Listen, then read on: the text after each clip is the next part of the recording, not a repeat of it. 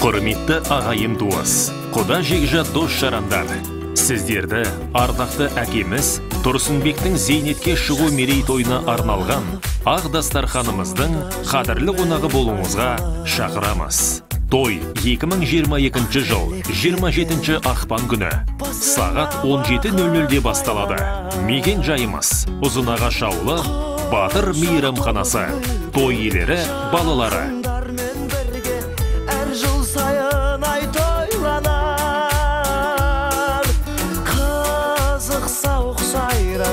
Көңіл шатмәз мейрам, мерекеге болғын айналар.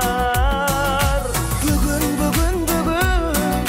сенің туған күнің, зор денсаулық тілеймін, бақытты өмір сүргін, жаныңда болсын деймін, ашар көңіл сырың, жан серігің. Сіздерді асыға күтеміз.